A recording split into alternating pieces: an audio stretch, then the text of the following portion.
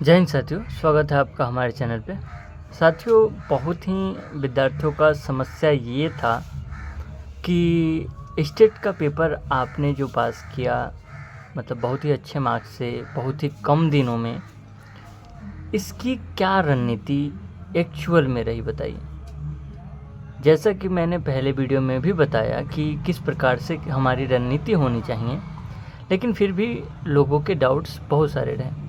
तो मुझे लगा कि एक बार जो है डाउट्स क्लियर कर ही देना चाहिए।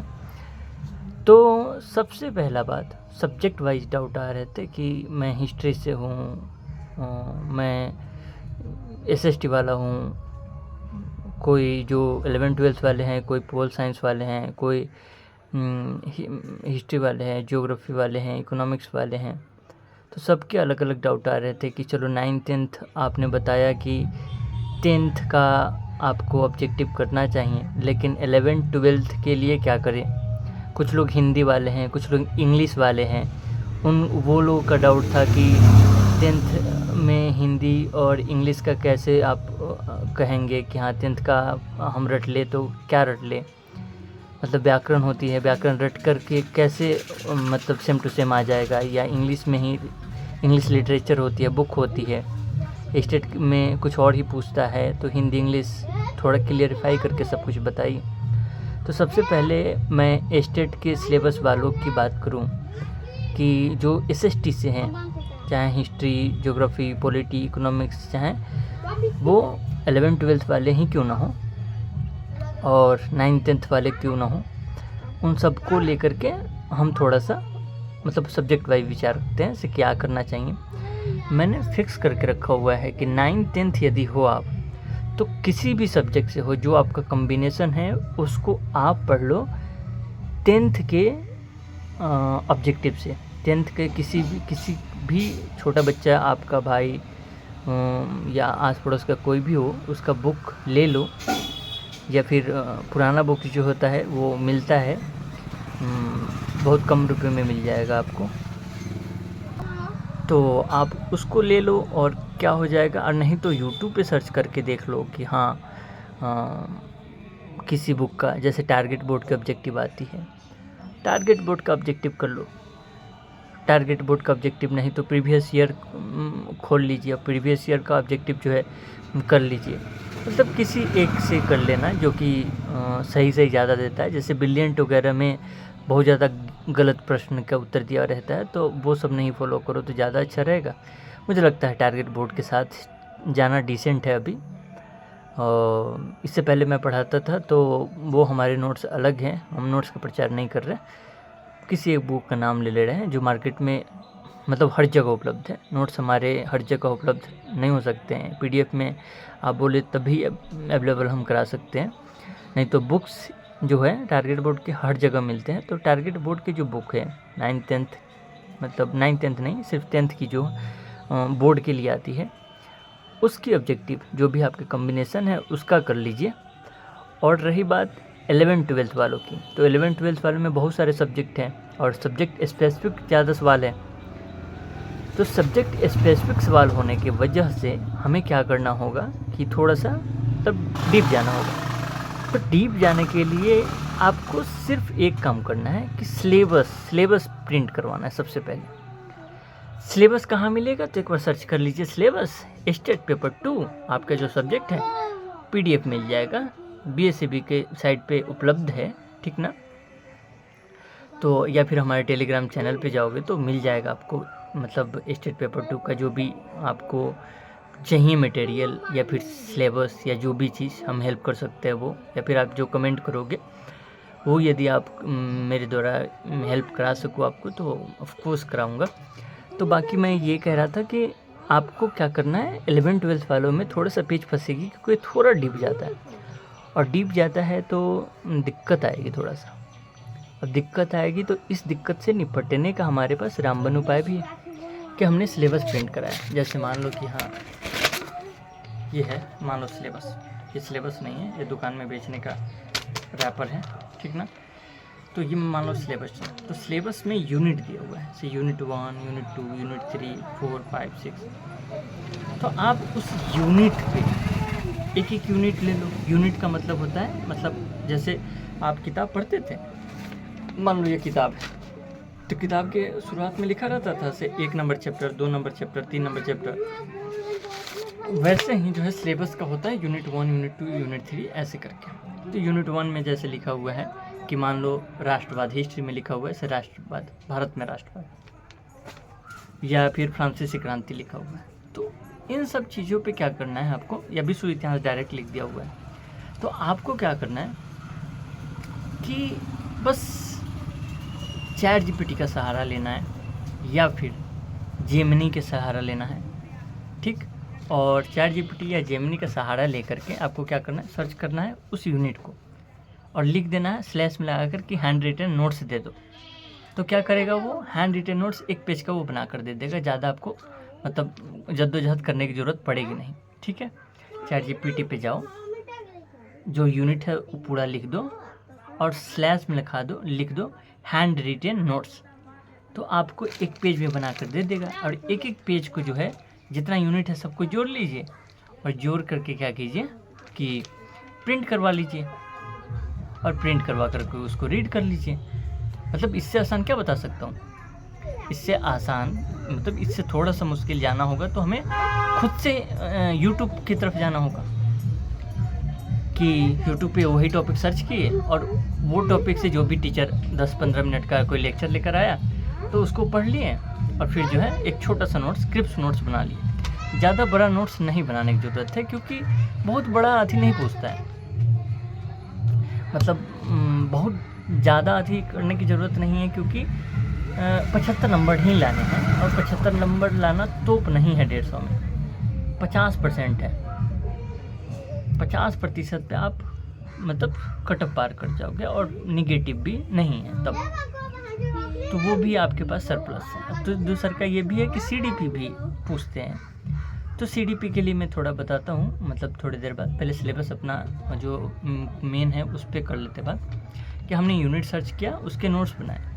मैक्सिमम 10 पेज से ज़्यादा में नोट्स नहीं बनाने हैं, 10 पेज 12 पेज यदि हो जाए तो ठीक है, उससे ज़्यादा नोट्स नहीं बनाने। अब नोट्स बन गया, अब उसका क्या करेंगे हम, रिवीजन कर लेंगे, बार बार रिवीजन कर लेंगे। 10 पेज नोट्स की मतलब रीड करते चले जाओगे तो मतलब 10 बार तो तुम जहाँ एग्ज़ाम सेंटर देगा ट्रेन में बैठ कर पढ़ लोगे, उतने में पास हो जाएगा स्टडी। अब जो है डरने का तो थोड़ा भी तुक नहीं बनता है। 2 सब्जेक्ट है जिसमें थोड़ा सा आती है, या फिर मैं कहूँ कि 3 सब्जेक्ट जो है थोड़ा सा डिफ़िकल्ट कहा जा सकता है। एक मैथ और एक हिंदी और एक इंग्लिश, क्योंकि इसमें आपको व्याकरण, साहित्य और जो है जो बुक्स दिए हुए हैं सिलेबस में वो पढ़ना है। तो जैसे बुक्स दिया हुआ सिलेबस में उसके पात्र पूछते हैं कि अथी दे दिया, लाइन दे दिया और पूछते हैं कि ये किस कहानी से लिया हुआ है, किस उपन्यास से लिया हुआ है, जो सिलेबस में दिया हुआ उसी से।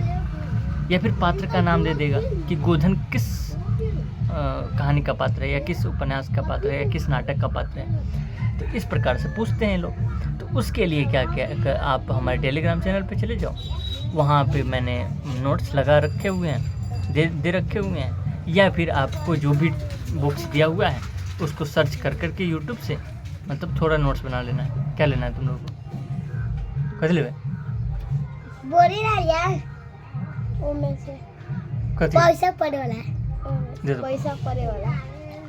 तो मैं यही कह रहा था कि आपको करना क्या है कि कुछ मेन पेज में नोट्स बना लेना है और बस इतना। कोई कोर्स खरीदने के चक्कर में नहीं पड़ना है, क्योंकि कोर्स खरीदने के चक्कर में पड़ोगे पैसे तो कितने रुपए 5 का फिर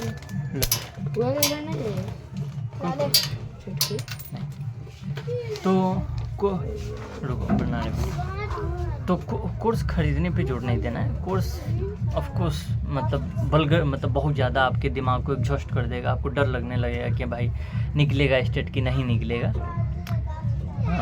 मतलब हमारे जैसे व्यक्ति जो है बहुत कम दिन पढ़ने के बाद मतलब स्टेट के लिए पढ़ा ही नहीं, फिर भी जो है अच्छा अंक है, मतलब इसको बुरा अंक नहीं कहा जा सकता है। मैं लगा दूंगा अपना जो रिज़ल्ट है वो लगा दूंगा आसपास में, तो आप देखेंगे कि हाँ ठीक ठाक रिजल्ट मतलब नंबर है, उतना भी बुरा नहीं है 9 के बराबर पढ़ने के बाद। तो आपको तो मैं बता रहा हूँ कि अभी भी थोड़ा टाइम है, 10-15 दिन टाइम है, मतलब अभी तो फॉर्म ही भरा रहा है, फिर आपको 10-15 दिन टाइम तो देंगे। TRE4 का अनाउंसमेंट तो हो चुका है कि आपको शामिल किया जाएगा ही TRE4 में, और TRE4 में जब आपको शामिल किया जा रहा है तो क्यों चुक रहे हो आप ज़्यादा कोर्स के चक्कर में पड़ जाओगे, स्टेट के कोर्स के चक्कर में पड़ जाओगे तो TRE4 भी तो है, उसका भी तो फॉर्म डलाना स्टार्ट हो जाएगा। और जब फॉर्म TRE4 भी है तो TRE4 पे हम फोकस करेंगे कि स्टेट पे फोकस करेंगे।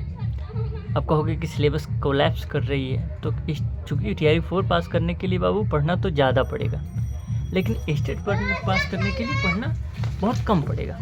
तो हमें क्या करना है अभी, थोड़ा सा मतलब स्टेट के लिए उतना कर लेना है और उसके बाद छोड़ देना है स्टेट को, TRE में लग जाना है। अब रहा बात CDP को लेकर के, दोनों में CDP भी लगा हुआ है। CDP का क्या करें, तो CDP का ज़्यादा बड़ा कुछ हवा नहीं अपनाना चाहिए सर पे अपना। जैसे कि CDP रहता है सीटेट में, बहुत बड़ा बड़ा लिखा हुआ रहता है, वैसा स्टेट में नहीं रहता है, वन लाइनर टाइप CDP रहता है, लेकिन फैक्चुअल रहता है थोड़ा ज़्यादा, कि ब्लूम्स टैक्सोनॉमी के कितने चरण हैं, मतलब सहस्वावस्था वो जो है, मतलब एकदम से एग्जैक्ट जो है ना पूछ देते, कोलबर्ग्स एकदम संज्ञानात्मक विकास, ये जो टॉपिक है समावेशी विकास, ये सब जो है ना एग्जैक्ट पूछ देते हैं कि हाँ कितने चरण होते हैं, क्या क्या उसमें शामिल किया जाता है। कथी लेगा लादनी मासा तीखल, इतना छोट लेके हो कि लादनी मासा तीखल खाता है।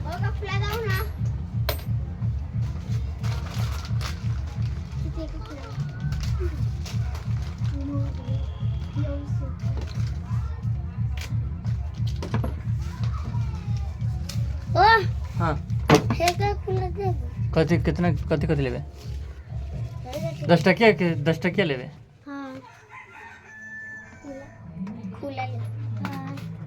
रुक 10 20 30 40 अब दे ले तो अच्छे पड़ जाए से। हाँ अपन टकियो 10 टकियो $10 दे ना, 20 40 10 50 ले हो गई। कैसे लेगा 1 मिनट। हाँ तो मैं CDP को लेकर कह रहा था कि CDP जो है वो वन लाइनर फैक्चुअल ज़्यादा रहते हैं, तो फैक्चुअल पे मतलब कमांड करना है। मैंने CDP के ये वाली साइज के पेज में इतना बड़ा साइज का एक मतलब छोटा सा मेरे पास क्या था, डायरी बोलते हैं डायरी, उसकी 14 पेज में मैंने मतलब नोट्स बनाए हुए थे। 14 पेज इतना छोटा वाला में, ठीक ना, बड़ा पेज में, और लिखता भी हूँ मैं।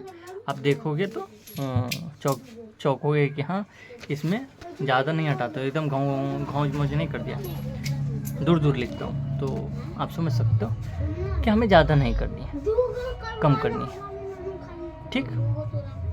और रहा बात मैथ वालों के लिए, तो आपको ऑफ कोर्स अपने सिलेबस के हिसाब से थोड़ा सा करना पड़ेगा। जैसे 9th 10th है तो आपको 10th की जो मैथ है आनी चाहिए, मतलब पूरा बुक मत बना जाओ, पूरा बुक बना जाना बेवकूफ़ी है। 1-2 मेरे हिसाब से 1-2 मॉडल सेट बना जाओ, या फिर 1-2 प्रीवियस ईयर का जो बोर्ड में पूछते हैं ना उतना बना जाओ। और चूँकि मैथ के लिए हो तो तुमको पता है भाई कि कर लोगे, इससे स्टेट तो कर लोगे, कम से कम मैथ आप लिए हो तुम, ठीक ना, उतना जोड़ घटाव आपको आता है, ठीक ना, तो उसमें दिक्कत नहीं होगा मेरे हिसाब से। मैथ वालों को दिक्कत नहीं होगा। और थोड़ा पढ़ने का मन है तो 10th का 2-3 सेट जो है वो कर लीजिए जो बोर्ड में पूछते हैं 9th 10th के लिए। 11th 12th के लिए थोड़ा सा आपको डीप जाने की ज़रूरत पड़ेगा, तो उसके लिए आप किसी का कोर्स प्रेफर कर सकते हैं यदि आपको करना हो तो, या फिर कोई बुक जो है मार्केट में आप देखें कि हाँ सेट का, जैसे प्लेटफॉर्म वगैरह का सेट आती हैं, रुक्मिणी पब्लिकेशन की, तो आप लेकर देख सकते हो कि यहाँ आपका हालत यदि पंचर है तो थोड़ा सा किसी का कोर्स प्रेफर कर सकते हो। कोर्स प्रेफर करने का मतलब स्मार्टली कि प्रीवियस ईयर देखे और प्रीवियस ईयर में देखे। बच्चा सब है, चुप हो है। तो फिर जो है मैं ये कह रहा था कि आपको यदि मैथ वाले हो तो थोड़ा सा आपको मेहनत करने की ज़रूरत पड़ जाएगा। तो उसके लिए आप क्या किसी का कोर्स यूट्यूब पे, मतलब परचेज वाला नहीं, फ्री वाला, क्योंकि परचेज के चक्कर में आपका स्टेट हो नहीं पाएगा पेपर 2। तो यूट्यूब पे आपको करना क्या है कि उन टॉपिक्स को पढ़ना है जिन टॉपिक से सवाल ज़्यादा आते हैं। और ये कैसे पता चलेगा? तो प्रीवियस ईयर देख के पता चलेगा। तो प्रीवियस ईयर का पेपर डाउनलोड करो और फिर क्या करना है आपको, मतलब अपना जो सबसे ज़्यादा सवाल जहाँ से पूछे जाते हैं उन 3-4 चैप्टर को पढ़ जाओ। फिर जो है स्टेट 75 नंबर तो लाना ही है। क्यों पड़े हो चक्कर में कि हाँ नहीं हमको 120 लाना है, 130 लाना है, 150 में 150 लाना है, 75 ला दो। टीआरई में दम दिखाना भाई, टीआरई में दम दिखाना है। और इस चक्कर में नहीं पढ़ो कि हाँ ज़्यादा नंबर आ जाएगा तो बड़ा सा अथी कहा जाएंगे, हम बीट कहा जाएंगे। हम भी नहीं पढ़े, हम चाहते तो 150 में से 140 प्लस कोशिश कर सकते थे लाने का, नहीं किए। क्या ज़रूरत है? जितना हम दिखावे में क्यों पढ़ेंगे भाई? छोटे बच्चे थोड़ी रह गए हैं कि दिखावे में पढ़े। जितना से अपना काम निकल जाए बस उतना करना है। बाकी जब पढ़ाने का टाइम आएगा तो पढ़ाएंगे अच्छे से। टीआरई यदि हो गया, यदि हम बेस्ट निकले, मतलब जितने भी लोग हैं, हम कहने का मतलब कि आप अपने से संदर्भित करिए कि टीआरई आएगा और यदि आप बेस्ट निकले, बहुत सारे बच्चे साथ में एग्ज़ाम देंगे, तो जो बेस्ट होगा उन सब में उनका रिजल्ट होगा और वो लोग ऑफकोर्स बेस्ट पढ़ाएंगे। यदि हम बेस्ट नहीं हैं, आप खुद को देखिए कि यदि आप सोच के देखिए कि आप बेस्ट नहीं हैं तो क्यों आपको पढ़ाना चाहिए? आपको खुद को रिजेक्ट कर देना चाहिए। और रिजेक्शन से मतलब ज़्यादा घबराना भी नहीं चाहिए। कहीं ना कहीं एजुकेशन सिस्टम में अच्छे लोगों का आना बहुत ही ज़्यादा ज़रूरी है। तो बेस्ट को आने दीजिए। दूसरा का आप बेस्ट बन सकते हैं कब? जब स्मार्ट हो तब। अब स्मार्ट हो तो आराम से स्टेट जो है क्वालिफाई कर सकते हो। बाकी यदि टीआरई 4 के लिए क्या बेस्ट स्ट्रेटजी होनी चाहिए, यदि ये पूछना है हमसे, तो कमेंट बॉक्स में कमेंट तो करना पड़ेगा। दूसरा फाउंडेशन बैच मैंने शुरू अभी तक इसलिए नहीं कर रहा हूँ क्योंकि आप लोग जो है मतलब देख ही नहीं रहे, सपोर्ट ही नहीं कर रहे, तो फिर जो है ना मतलब उतना मेहनत करने का क्या ही फ़ायदा। अब देख ही रहे हो हमारा कंडीशन ये सब। बाकी उसके बाद हम दूसरी लाइफ में जाते हैं, बीपीएससी फाउंडेशन को लेकर पढ़ाते हैं, लेकिन आप हैं ही नहीं तो क्या ही करना। चलिए मिलते हैं अगली वीडियो में, तब तक के लिए धन्यवाद।